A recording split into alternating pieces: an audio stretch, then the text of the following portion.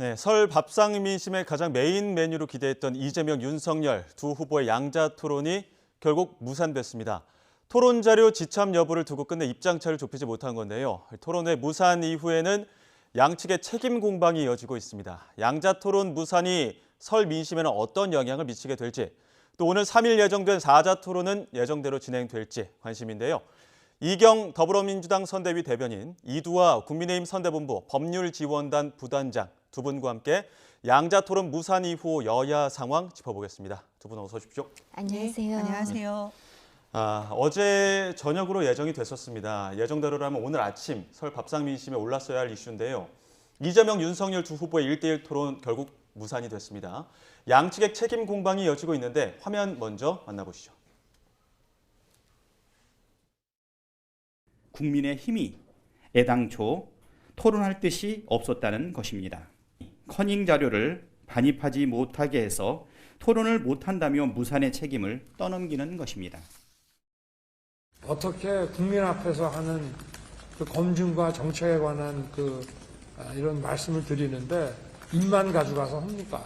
말이 안 되는 일이고 자기들도 다 자료 가지고 했지 않습니까? 네, 먼저 토론회 무산에 대해서 양측의 입장 정리가 필요할 것 같은데요. 먼저 이경 대변인님, 민주당 입장에서는 이번 토론 무산의 원인 어디에 있다고 보시는 겁니까? 우선은 토론회를 기다리는 국민들께 참 죄송한 말씀을 먼저 드려야 될 것 같습니다. 예. 왜 그러냐면 국민들께서 나의 미래를 위해서 특히 이제 양당의 1, 2위 후보가 아니겠습니까? 1, 2위를 왔다 갔다 하기는 하고 있지만 이 후보들이 나의 미래를 위해서 어떤 화두로 어떤 미래를 제시할 것인가 궁금해하실 텐데 그러지 못한 점 죄송스럽게 말씀을 드리는 것이고요.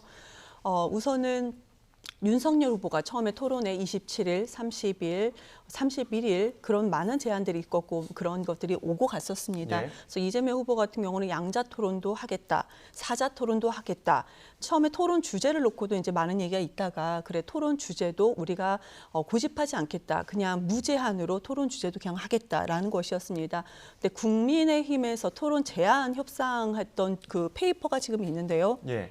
거기에 보면은 3무가 있습니다. 한마디로 첫 번째는 격식, 자유 토론하자. 한마디로 주제에서 좀 자유롭게 하자는 거였었고, 두 번째로는 이제 드레스 코드, 한마디로 후보의 개성을 살리는 옷을 입자라는 거였고, 마지막으로는 자료, 토론 자료 없이 토론하자였습니다. 예. 그래서 이런 부분에 대해서 이재명 후보가 시간도 국민의힘에서는 또 저녁 7시, 31일 저녁 7시에서 저녁 9시까지 하자. 이것도 받겠다. 그럼 그 토론 자료, 협상 자료에 따라서 그러면 그 토론 자료도 가져가지 않는 부분에 대해서 우리가 그것도 받겠다. 그런 상황이었었거든요. 여기까지가 지금 진행된 것이 팩트입니다. 그런데 갑자기 토론 자료를 가지고 가지 않는다는 것은 이게 말이 되냐 하면서 이게 협상이 안 됐던 점이 있었거든요. 예. 이런 구체적인 사실이 좀 제대로 전달되기를 바랍니다. 예, 자유 토론, 드레스 코드 시간까지 민주당 입장에서 맞췄는데 자료에 대한 부분에서 조금 엇박자가 났다 이런 입장이시고요. 국민의힘에서는 원인이 어디에 있다고 보시는 겁니까? 사실 저희 입장에서는 그렇게 자신만만하던 이재명 후보가 어디로 갔는지 궁금해지는데요. 네. 저희 11월 5일 날 이제 저희는 후보로 선출이 됐는데 이재명 후보는 한 3주 전이죠. 거의 한 달 전인데 10월 10일 날 후보로 선출되고 나서 우리 국민의힘 윤석열 후보가 정해지니까 계속해서 일주일에 한 번이라도 양자 토론을 하자. 그리고 대장동 한전 토론도 좋다고 하실 정도로 그렇게 얘기를 하셨어요. 그래서 저희도 그렇다면 이 부분에 대해서 자유 토론을 하자라고 말씀을 드렸던 거고요. 이 주제가 변화된 거는 민주당에서 쪼개기 토론, 칸막이 토론을 계속 주장했거든요. 대장동은 10분만 하자. 그러다가 뭐 20분만 하자. 내지는 성장도 10분만 하자. 20분 하자. 분배도 10분만 하자. 20분 하자.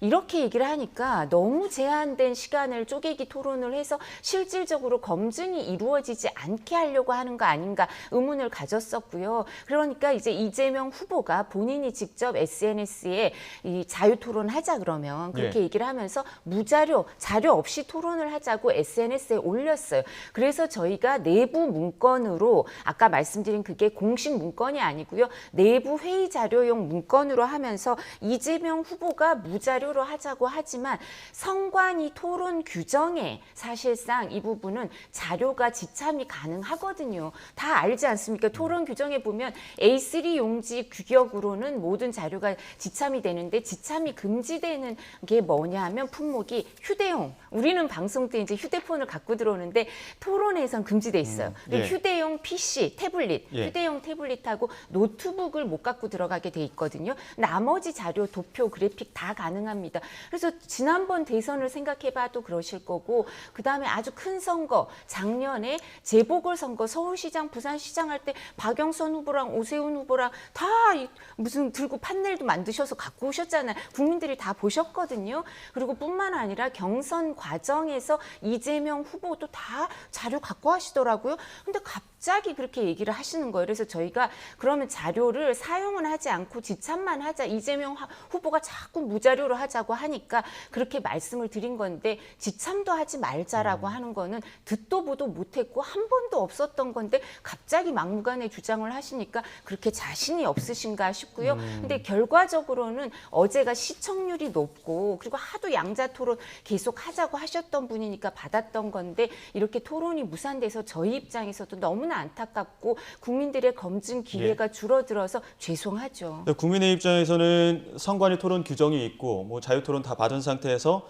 자료도 사용하진 않고 지참하겠다 이렇게 지금 주장하고 계시는데 왜 자료는 안 된다고 민주당에서는 주장하고 계시는지. 아니 민주당에서 자료가 안 된다고 주장하는 것이 아니고 아닙니까?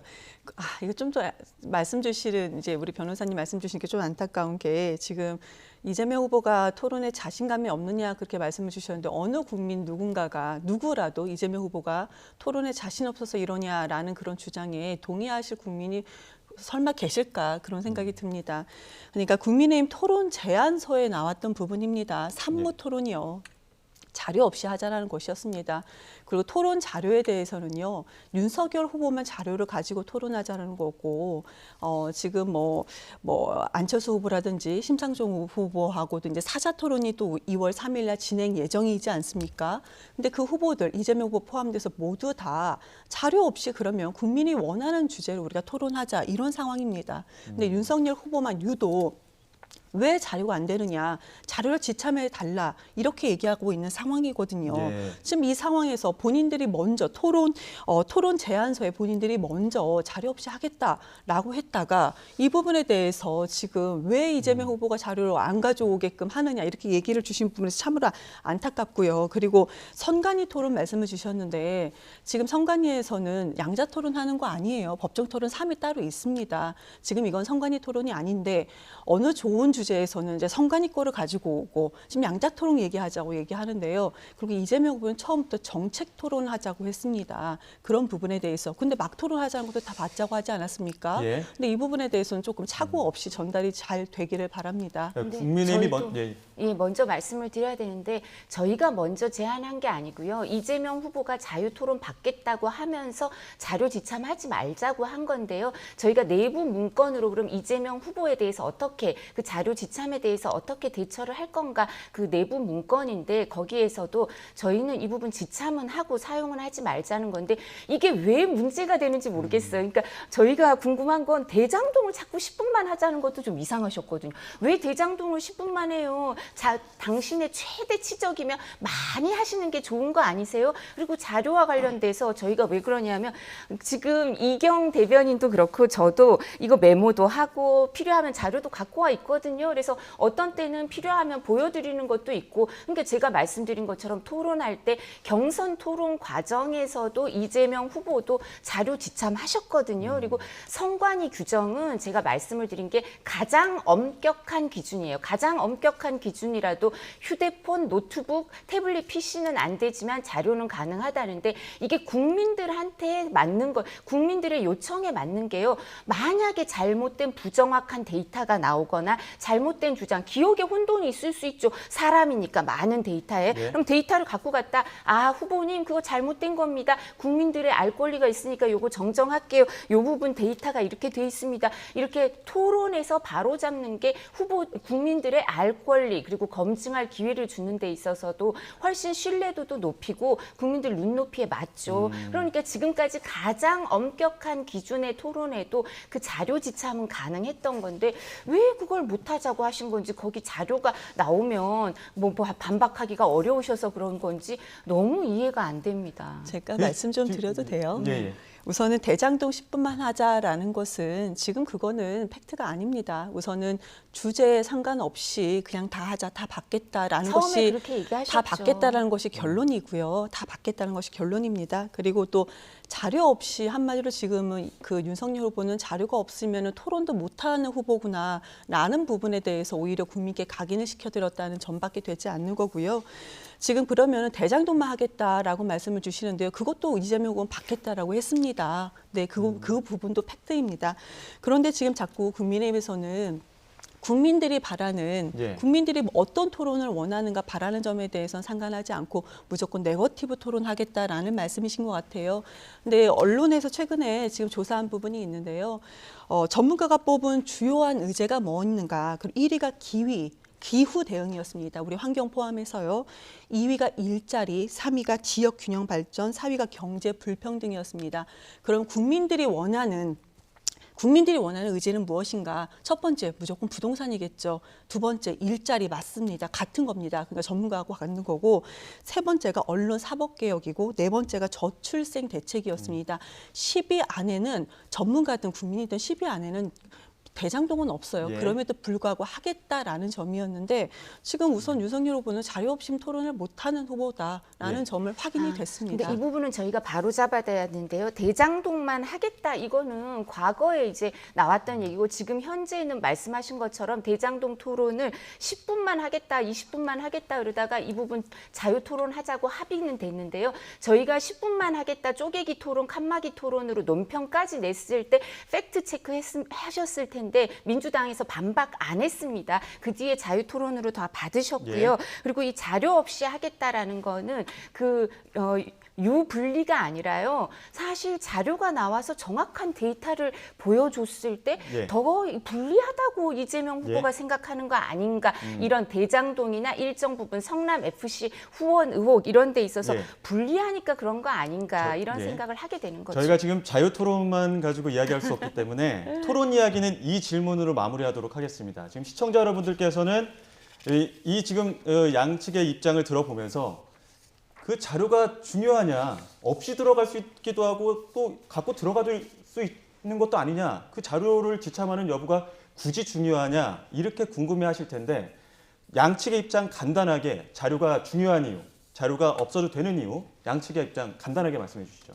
먼저 이두하 대표 자료가 중요한 이유는요. 누군가가 잘못된 기억 또는 거짓말로 호도하려고 했을 때 데이터로 바로 그 자리에서 반박해서 국민들께 검증할 기회, 누가 거짓말을 하는지 누가 데이터를 갖고 예. 정확한 얘기를 하는지 검증할 기회를 토론 때 그때 토론회에서 보여드려야 되기 때문이죠. 예, 기억의 혼선이 있을 수 있기 때문에 정확한 자료가 필요하다 이런 입장이신데 민주당 입장에서는 자료가 꼭 필요합니까? 뭐 없어도 되는 거 아닙니까? 우선 전제에 예. 날짜, 시간, 토론 방식 모두 다 민주당이 윤석열 후보가 하자는 대로 다 했습니다. 그런데 국민의 미래가 달린 대선 후보들의 그것도 양자 토론이 지금 시작되는 건데 아니 양자 토론이 정확한 데이터를 위해서 무조건 자료가 있어야 된다라는 부분에 대해서는 얼마나 후보가 부족하면은 자료 없이는 토론도 못 하느냐 이런 부분에 대해서 확인만 다시 됐다라고 다시 예. 한번 말씀을 드리겠습니다. 예, 누군가는 후보의 역량이 자료를 중요하다. 두려워하는 거죠. 자료를 자료가 두려워하는 거죠. 예, 정확한 팩트 체크가 필요하다는 입장이시고 후보의 역량을 검증하는 것도 중요하다 이런 입장이신데 토론에 대해서는 여기까지 듣도록 하고요. 삼지대의 목소리도 한번 들어보도록 하겠습니다. 지금 안철수, 심상정 후보 양측 토론회 이미 무산됐지만 기득권끼리의 담합이라며 규탄 목소리를 냈습니다. 화면 듣고 이야기 나눠가도록 하겠습니다. 나쁜 후보들끼리 내가 덜 나쁘다는 경쟁 그만하고 이제 국민이 지켜보는 공정한 링에서 당당하게 경쟁합시다. 무자료로 제대로 붙어봅시다. 기득권 고집해서 이익 취하려는 치졸한 짓들 이제 그만합시다. 처음에 이 양자 토론이 합의가 되면서 무산됐지만 합의를 하는 과정에서 다자 토론도 하겠다. 그게 2월 3일입니다.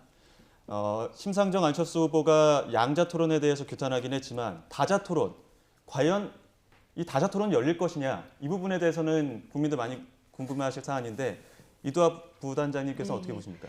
저희 아마 이경 대변인께서 이제 협상단 소속이 아니시죠. 저도 협상단 소속이 아니어서 저는 이제 어제 날짜로 협상단 소속 중에 한 분한테 확인을 받으니까 국민의힘은 기본적으로 법원의 결정이 나오고 나서 29일 토론 그 협상에 임하면서부터는 다자 토론은 2월 3일로 확정됐고 여기에 임하겠다라는 입장을 계속해서 밝히고 있고요. 그 입장은 변한 게 없다고 합니다. 예.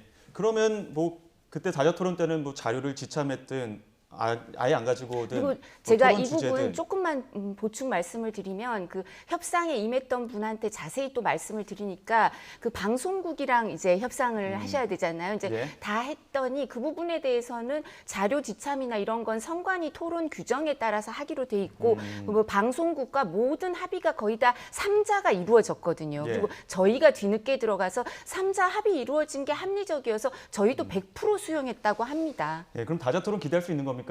100% 수용하셨다니 참 다행입니다. 예. 그리고 또 이번에는 또 자료가 이씨도 가능하다고 하니까 윤석열 후보가 또 참여하시는 건가라는 생각까지 들고요.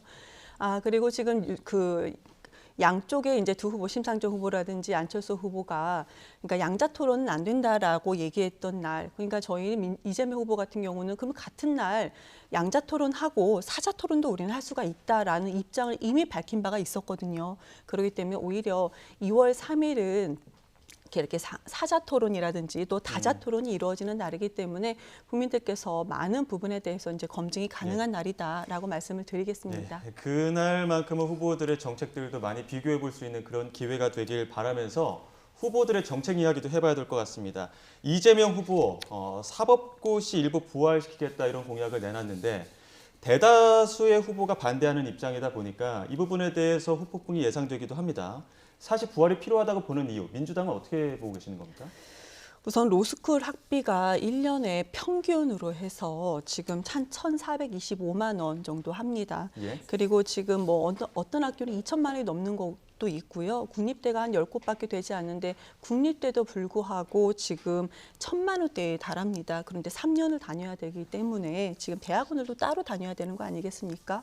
그래서 이 부분에 대해서 대학원을 가지 못하는, 로스쿨을 가지 못하는 어떤 그런 청년들도 분명히 있었습니다. 그럼 기회 아예 박탈이거든요. 예. 그런 청년들에게 로스쿨도 있고 사법고시도 일정 부분 우리가 확대해야 되는 부분, 이런 부분에 대해서 이재명 후보가 제안을 했던 부분입니다. 그런데 예. 윤석열 후보는 이 부분에 대해서 무슨 로스쿨을 잘 설계한다라고 말을 해주셨는데요. 근데 이 잘 설계한다는 것이 그럼 학비를 무료로 할 것이냐, 이런 부분도 지금 고민해야 되지 않겠습니까? 근데 지금 저는요, 어찌됐든 간에 이재명 후보가 지금 내놓은 공약이 청년들한테 기회의 창을 열어주는 거기 때문에 훨씬 더 좋다고 보여지지만, 만약에 윤석열 후보가 그럼 로스쿨에 뭐 입학, 그러니까 그 등록비를 다 뭐 면제하겠다, 뭐 이런 식으로 얘기한다면 또 같이 뭐 정책을 놓고는 여러 가지 토론은 아주 그냥 긍정적으로 할 수 있다고 생각합니다. 예, 윤석열 후보는 현재 로스쿨 제도를 보완하는 게 좋겠다. 그리고 이재명 후보의 49할 제도가 막연하다 이런 입장인데 법률가 입장에서 보시기에는 지금 이 사안 어떻게 보고 계십니까? 저희가 이제 다음 질문하고 같이 말씀을 좀 드리면 예. 빠르게 가자고 하셔서 예. 다음 질문이 뭐였냐면 이게 사다리를 계층 간의 사다리 이동하는 사다리를 놓겠다고 하는 건데 왜 반대하시냐고 예. 이렇게 물어보시더라고요. 그러면 이 로스쿨 도입은 언제 했냐. 노무현 전 대통령이 사법개혁에 본인이 법조인이죠. 그리고 상고 나와서 사법시험 합격하신 그 전형적인 사법시험에 있어서 가장 혜택을 받으신 분인데 그분이 로스쿨 제도 도입하자고 하셨고요. 사법개혁의 핵심이고 법조 인력 충원에 있어서 가장 근본적인 개혁이 로스쿨 도입이라고 주장을 하셨어요. 그리고 그 청와대에 문재인 대통령 계속 계셨죠. 그러니까 이런 부분에 대해서 모두 다 알고 계시는데 그럼 노무현 대통령이 상고 출신의 사법시험 합격해서 대통령까지 되신 분이 계층 간의 사다리를 없애기 위해서 로스쿨을 도입하고 사시제도를 폐지했을까요? 그렇게 생각하시나요? 그럼 노무현 대통령에 대해서 그렇게 폄하하시나요?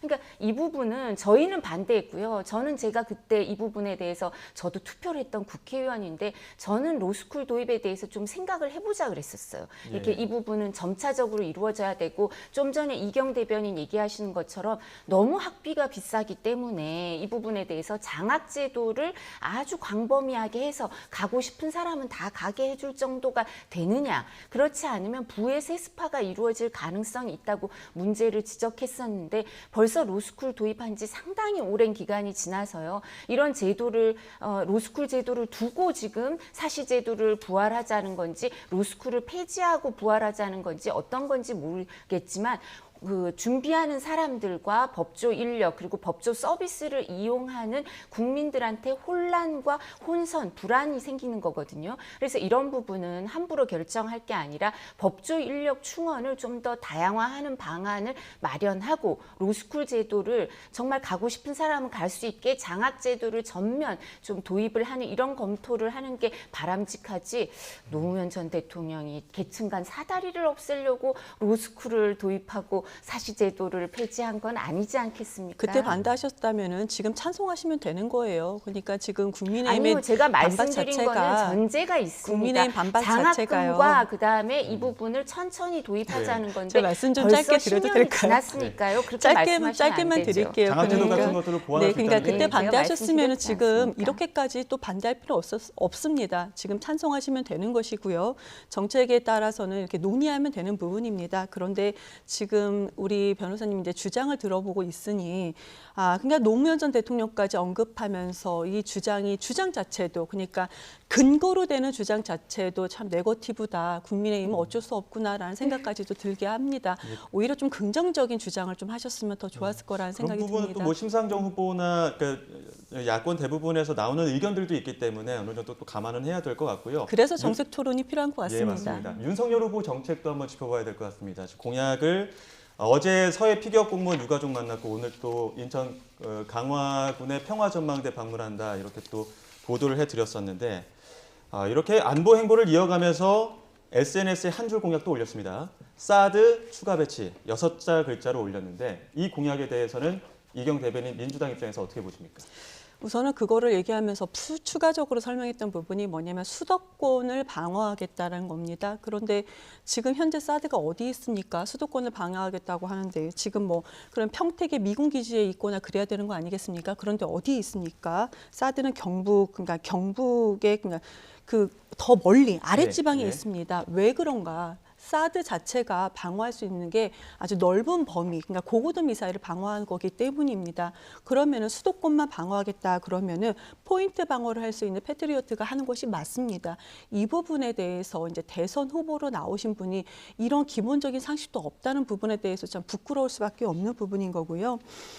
그러면 지금 우리가 지금 왜 지금 이거를 사드를 왜 나왔을까? 이거 편가르기 아니겠습니까? 지금 지금 시대가 어느 시대인데 국민들께 지금 선거 운동을 하는 시대에 지금 북한을 끌어당겨서 선거 운동을 하는 것은 아닌가 이런 생각이 듭니다. 국민들 당장 코로나19로 지금 2년, 회수로 3년째입니다. 힘듭니다. 그런데 지금 뭐 사드를 가지고 나온다는 것 자체가 참 구시대적인 선거 운동이 아닌가 이런 생각이 듭니다. 지금 새해 들어서 북한 도발도 이어지고 있기 때문에 국민의힘은 대북 견제가 필요하다고 보는 입장 아닙니까?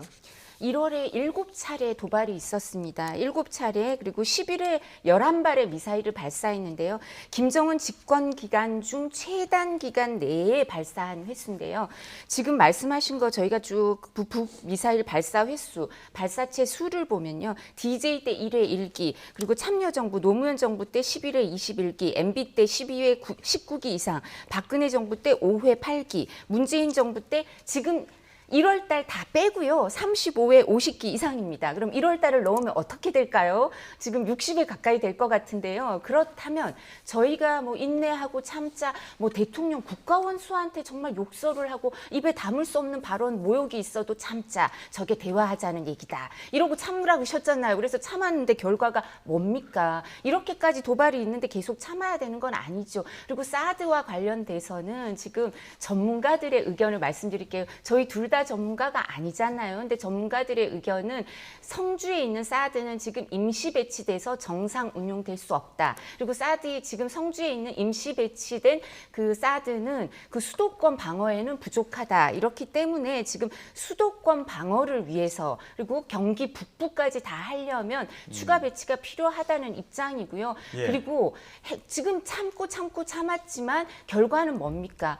북핵이 고도화되고 미사일이 고도화됐다는 거죠. 어제 발사한 미사일은 정말 이렇게 카메라를 앞에 달아가지고 지구를 잘 찍어서 보여준 아주 놀라운 기술이라고 하시더라고요. 근데 그 핵이 소형 탑재화돼서 그 미사일에 들어가서 마하 10에서 마하 5에서 마하 10의 속도로 오면 여기 수도권 2천만 주민이 살고 있고 저희도 모두 다 여기 살고 있습니다. 스튜디오에 계신 분들. 예. 이거 대량 살상용 무기가 도달하는데 1분밖에 안 걸립니다. 지금, 그러니까 필요하죠.